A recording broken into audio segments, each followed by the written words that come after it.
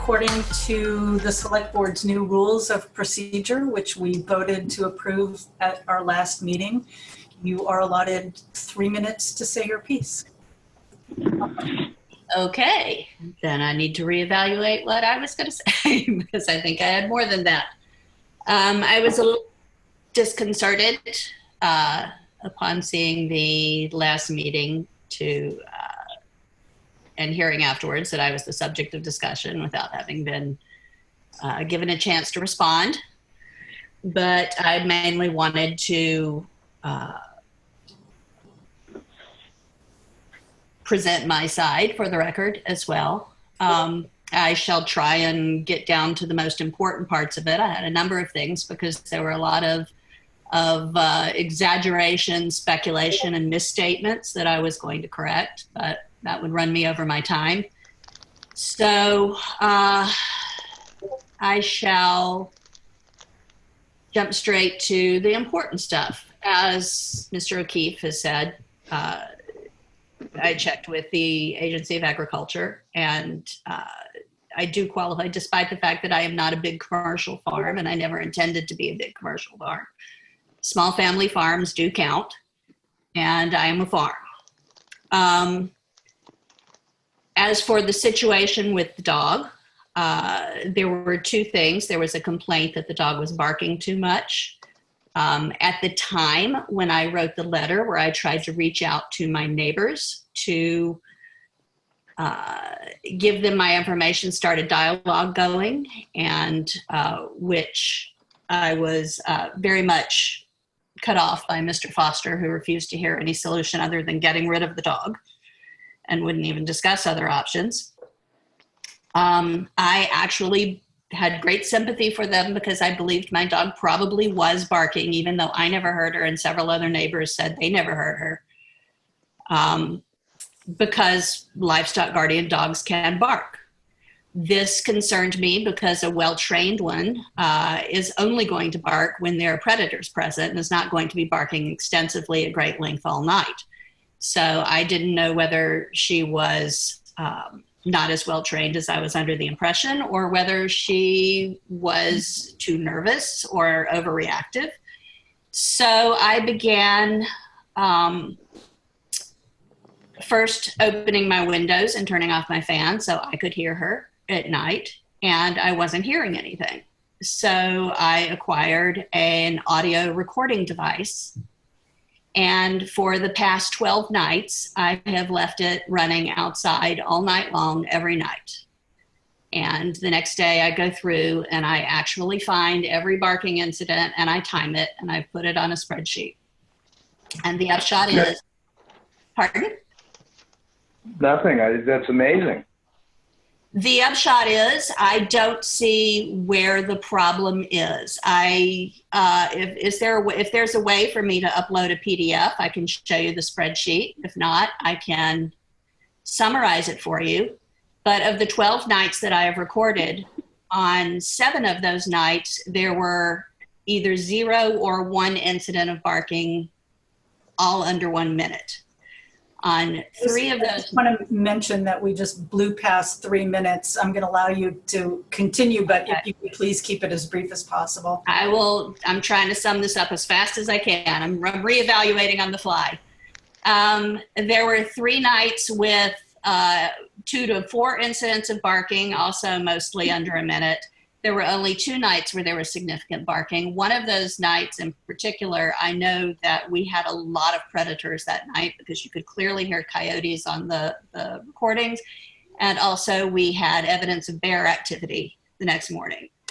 On the worst of those nights, the barking was still a total of no more than 15 minutes. Total. There is never a single incident of anything 20 minutes or longer. The longest single incident was 5 minutes, and that was the longest all week.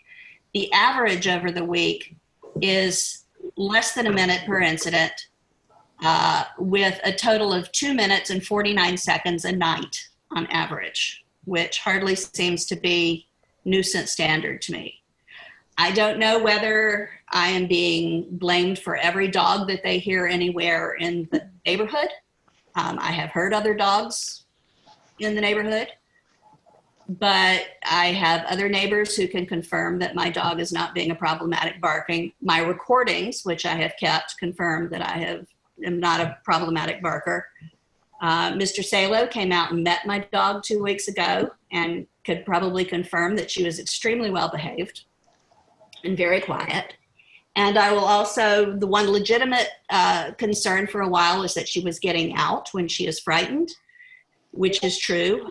We have continued to work on that, not only improving the fence. I have gotten a tracker, and in the last 10 days, anytime she's gotten out, there have been 3 times she got out, and we got her back always within 5 minutes. And there was a concern that she might be dangerous. This is definitely not true, let me assure you. There are livestock guardian dogs. The brochure they received that said don't approach them without the owner was a standard one for livestock guardian dogs, and some are aggressive towards people. Mine is not. I've never heard her even growl at anybody, much less bark at anybody. There are 3 children living on my property, less than 7 years old, who adore her and play with her and love her, and she looks after them. I would like to do anything I can to make things better because I don't like having stress in the neighborhood. But honestly, at this point, I don't see what I am doing that is a problem. So, Well, that's the important part. I would say that because you have gotten your farm designation and you've registered the dog as a farm animal, farm guard animal, as I understand it, there's really not much the select board can do statutorily about that. And at this point, it's going to be you and your neighbors working out a solution. I understand that, but I didn't wish to have sitting on the record a place where I was talked about in a pejorative fashion extensively and not at least put my response. Understood. You know, I want it on the record that reading through the designation, the farm designation from the Agriculture Department, under, I think it's section 3.1, you qualify.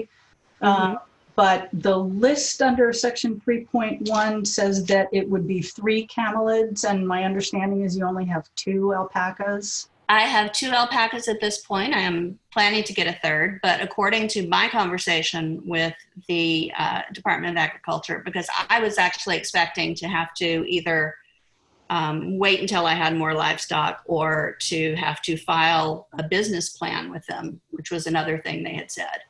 And I was actually informed by the Department of Agriculture, and then later saw it somewhere in the statutes, that simply by having more than 4 acres of land, which are being utilized for agricultural activities, qualifies me as a farm without any of that other. Small family farm is recognized by the state of Vermont. Well, there we have it. I appreciate your taking the time to speak with us, West, and I hope that you and your neighbors can come to some resolution. Absolutely. Thank you. Thank you for your preparation. I believe in data.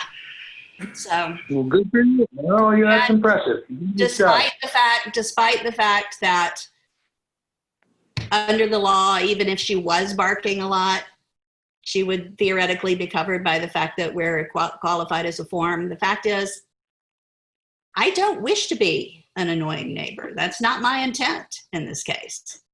I do find myself, very much glad to have a dog to guard my livestock as I increase them. As a responsible, livestock owner, I wish them to be protected. But, if my dog had been excessively barking, I would have been taking steps to remedially train her to try and calm her down to just doing it when necessary. The fact is she's already only doing it when necessary. It's also my understanding that, being officially a farm requires adherence to the required agricultural practices and regulations. Yes. So just my main concern with that is giving proximity to the West River. I just want to make sure that there's an actual runoff collection system that you have or a plan in place for that. So I guess looking forward to seeing some sort of a site plan to review in the future as the farm continues to grow. Certainly.